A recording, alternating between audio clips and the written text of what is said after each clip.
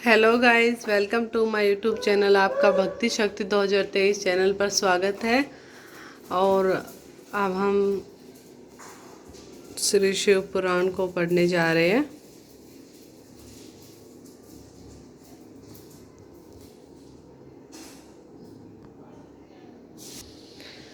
हम रुद्र संहिता का चौथा अध्याय पढ़ने जा रहे हैं। नारद जी का शिव तीर्थों में भ्रमण, शिव गणों को सापों द्वार की बात बताना तथा ब्रह्मा लोक में जाकर ब्रह्मा जी से शिव तत्व के विषय में प्रश्न करना। सूत जी कहते हैं, मैं ऋषि भगवान श्री हरि के अंतर्धान हो जाने पर मुनि श्रेष्ठ नारद शिवलिंगों का भक्तिपूर्वक दर्शन करते हुए पृथ्वी पर विचरने लगे। ब्राह्मण भूमंडल पर घूम फिर कर उन्होंने भोग और मोक्ष देने वाले बहुत से शिवलिंगों का प्रेम पूर्वक दर्शन किया। दिव्यदर्शी नारद जी भूतल पर के तीर्थों में विचर रहे हैं और इस समय उनका चित्त शुद्ध है, यह जानकर वे दोनों शिवगण उनके पास गए। वे उनके दिए हुए सांप से उद्धार की इच्छा रखकर वहां गए थे। उन्होंने आदरपूर्वक मुनि के दोनों पैर पकड़ लिए और मस्तक झुकाकर भली भांति प्रणाम करके शीघ्र इस प्रकार कहा। शिवगण बोले, ब्राह्मण, हम दोनों शिव के गण हैं। मुने, हमने ही आपका अपराध किया है। राजकुमारी श्रीमती के स्वयंवर में आपका चित्त माया से मोहित हो रहा था। उस समय परमेश्वर की प्रेरणा से आपने हम दोनों को साप दिया। वहाँ कुसुमय जानकर हम चुप रह जाने ही अपनी जीवन का रक्षा का उपाय समझा। इसमें किसी का दोष नहीं है, हमें अपने कर्म का ही फल प्राप्त हुआ है। प्रभु, अब आप प्रसन्न होइए और हम दोनों पर अनुग्रह कीजिए। नारद जी ने कहा, आप दोनों महादेव जी के गण हैं और सत्पुरुषों के लिए परम सम्मानीय हैं। अतः मेरे मोह रहित एवं सुखदायक यथार्थ वचनों को सुनिए। पहले निश्चय ही मेरी बुद्धि भ्रष्ट हो गई थी, बिगड़ गई थी और मैं सर्वथा मोह के वशीभूत हो गया था। इसीलिए आप दोनों को मैंने सांप दे दिया।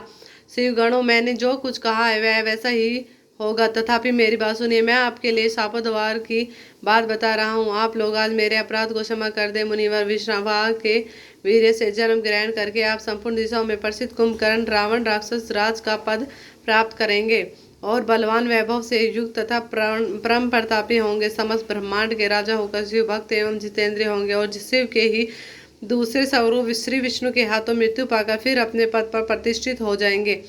सूत जी कहते हैं, मैं ऋषियों महात्मा नारद मुनि की यह बात सुनकर वे दोनों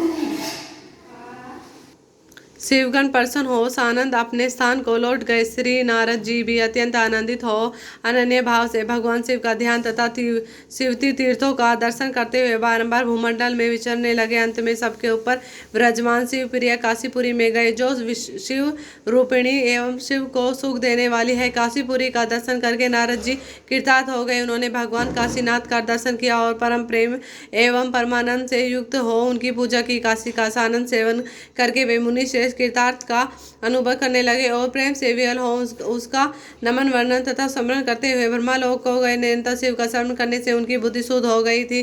वहां पहुंचकर शिव तत्व का विशेष रूप से ज्ञान प्राप्त करने की इच्छा से नारद जी ने ब्रह्मा जी को भक्तिपूर्वक नमस्कार किया और नाना प्रकार के स्रोतों द्वारा उसकी स्तुति करके उनसे शिव तत्व के विषय में पूछा। उस समय नारद जी का हृदय भगवान शंकर के प्रति भक्ति भावना से परिपूर्ण था। नारद जी बोले, ब्राह्मण परब्रह्म परमात्मा के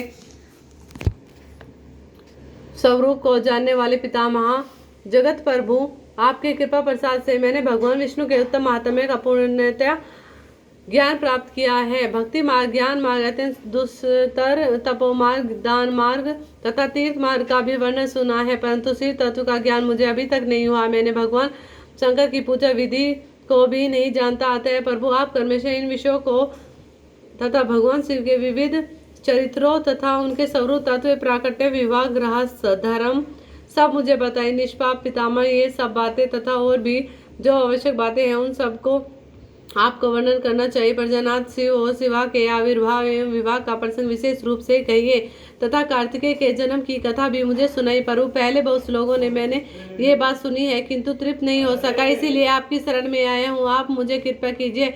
आपने अपने पुत्र नारद की यह बात सुनकर लोक पितामह ब्रह्मा वहाँ इस प्रकार बोले। अध्याय समाप्त।